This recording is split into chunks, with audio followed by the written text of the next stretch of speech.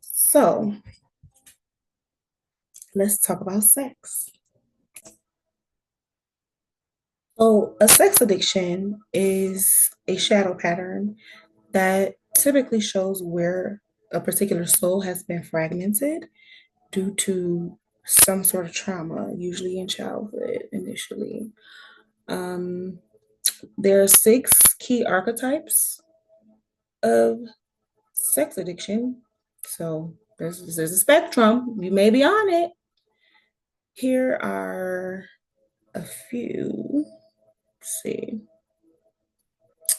The first one is the seeker of validation.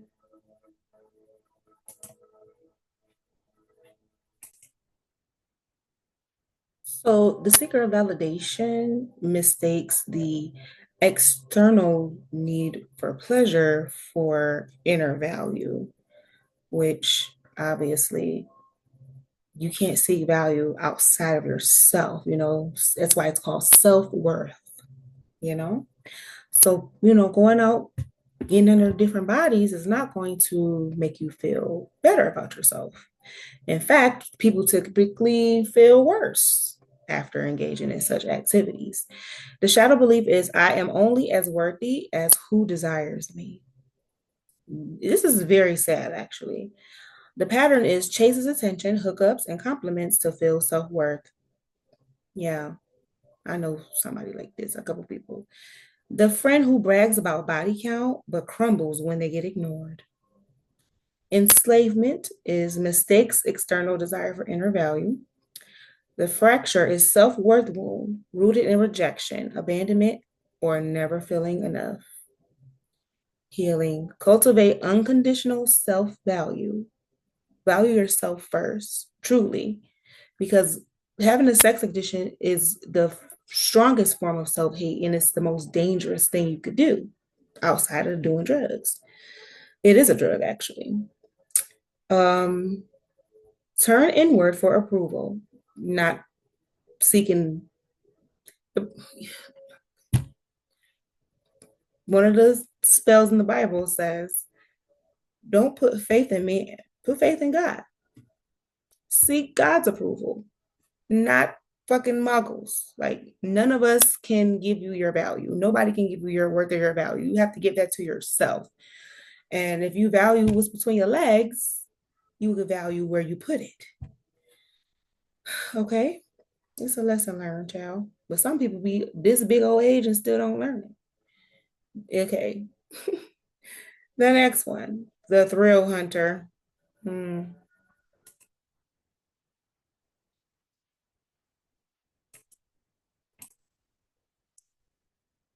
Oh, for the thrill hunter, the shadow belief is risk proves I'm alive. This one terrifies the fuck out of me. Risk proves I'm alive.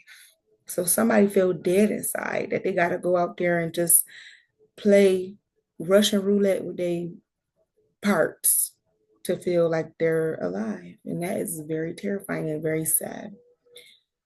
The pattern needs danger to feel aroused. Cheating, sneaking, public risk. Example, the partner who only wants intimacy when they might get caught. Enslavement confuses adrenaline for intimacy. The fracture in the soul, aliveness wound, rooted in neglect or emotional numbness. Healing path, seek safe adventure and creative passion that energizes without destruction.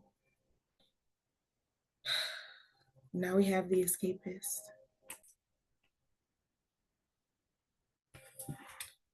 Okay, so the seeker of validation. Shadow belief. I am only as worthy as who desires me, which is pretty sad actually, because your worth should come from yourself, which is why it's called self worth. If someone didn't desire you, that does not make you unworthy. Pattern chases attention, hookups, and compliments to feel self worth. Example, the friend who brags about body count but crumbles when they're ignored.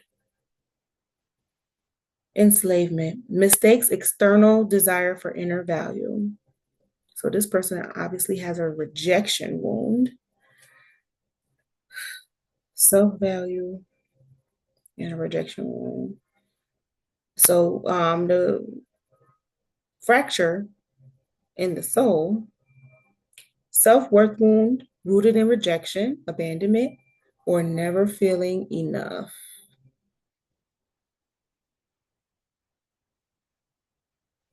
Did I say the enslavement? I think I did. But it's mistakes, external desire for inner value. Healing path. Cultivate unconditional self value. Turn inward for your approval. Actually, turn upward for your approval. Then turn inward because seek the approval of God. In the Bible, even though, one of the Bible spells says, don't put your faith in man, put your faith in God. That's who you need to get your validation from. So, naming the truth. This is not worth. This is dependency. Next, the thrill hunter. The thrill hunter. Shadow belief.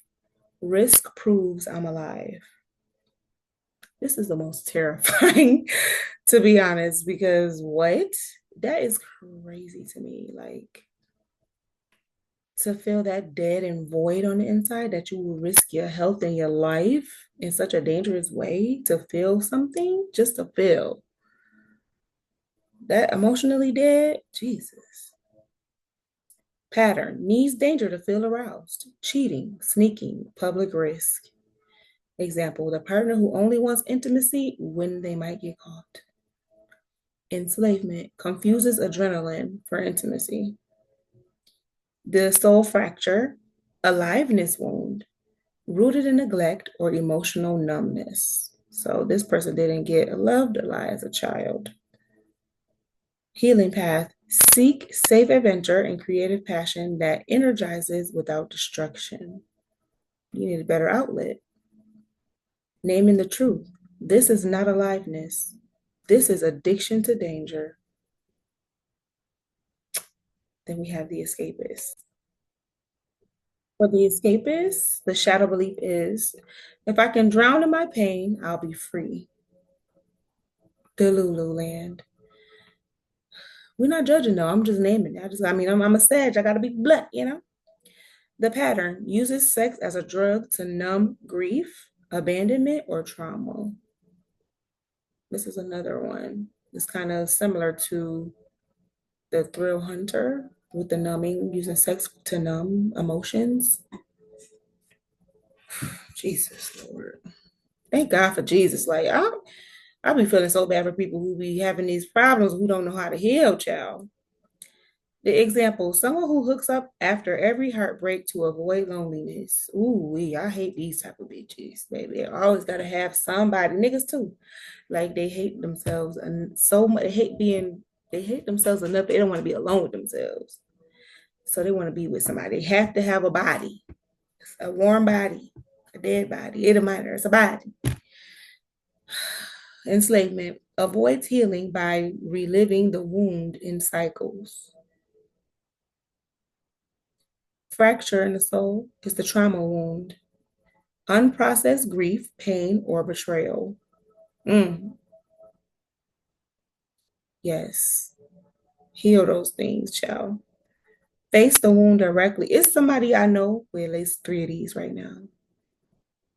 Like you can have multiple of these, and this is all of them are sex addictions. Who Jesus, that's terrifying. Okay.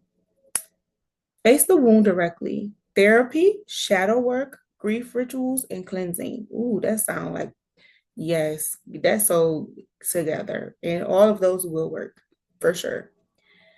The naming the truth, this is not relief. This is avoidance. Yeah. Number 4 is the obsessive romantic. Shadow belief. Lust is love. Fantasy is freedom. Looking for love in all the wrong places, honey. The pattern projects soulmate energy onto strangers. idolizes flings. It's like the motherfucker who fall in love too quick. The person who swears every one night stand is the one. That's the example. The enslavement worships illusion, mistaking fantasy for true union. The wound, the fracture, is the love wound. Starved for intimacy, substitutes fantasy for belonging. Healing path, practice discernment, pray for discernment. Oh, and your intuition, child. Everyone you meet ain't gonna be the one. Baby, you can't be testing them out with your vagina every time. I'm just saying. Practice discernment between projection and presence. Build authentic bonds. Naming the truth. This is not love. This is projection. And it's called limerence. It's that feeling, that newness, that honeymoon stage feeling people get. And then when it go away, now motherfuckers want to go find something new, like having greener grass syndrome. That's on here, I think. Greener grass syndrome is one of these. I would say it's probably the fucking first one or the second one. Because, motherfuckers be thinking they're going to miss out on something. Like they're scared to settle down because they think they're going to miss the next best thing and nothing's perfect. You're not going to find it because you're not whole within yet, child. Okay, number 5, the power addict. This one is the psycho. Shadow belief, control is strength. This one disgusts me, to be honest. The raper. Pattern seeks domination, humiliation, and manipulation through sex. Example, rapists, abusers, manipulators who push aside consent. Enslavement turns intimacy into warfare. The soul fracture, control wound, born of helplessness, violation, or rage at being powerless. Chill. Healing path, reclaim true strength through sovereignty, respect, and inner authority. In therapy, let's not forget that shit because that's all sound good, but somebody need to talk their feelings out and heal that helpless, wound. That shit got to go. Naming the truth. This is not strength. This is domination. Last but not least, the self-destructive shadow belief. Shame is my destiny. Wow, that's fucking wild. Pattern cycles through porn, hookups, and apps. I know somebody like this too. After the rush comes guilt, then relapse. The partner who spends all night trapped in porn binges, building up illusions and shit. Enslavement cannot stop even when consumed by guilt. The fracture, the shame wound, self-loathing, or generational shame keeps them stuck. Healing path. Break silence, embrace forgiveness, transform shame into truth-telling, and own it. Is people be too scared to feel their feelings. They too scared to look embarrassed and they care about what people think and who give a fuck what people think. Damn, like that is so crazy to me. I get it, everybody want to look a certain way, but I don't give a fuck. Like I could never care. Like, bitch, that don't be what you eat don't make me shit, bitch. I don't give a fuck what you think about me. And I think that's what people hate me for. Because they want me to care what they think about me, and I don't. It's laughable. Naming the truth. This is not destiny. This is enslavement. Okay? Jesus. Though each archetype wears a different mask, they share one truth. They're all unconscious. Each is controlled by hidden forces. Each is enslaved in shadow. And each believes they are free, yet they are not. They are trapped in the demon of Asmodeus. which people misconstrue the demon Asmodeus for Jezebel's spirit. But Asmodeus is the demon of lust and obsession, compulsion, everything that we've discussed. It's all Asmodeus coded. Okay, so the shadow survives in secrecy. Asmodeus rules through disguise, calling lust love, calling compulsion freedom, calling shame destiny. But when we name the archetype, the mask cracks. This is not love, this is obsession. This is not freedom, this is compulsion. This is not strength, this is domination.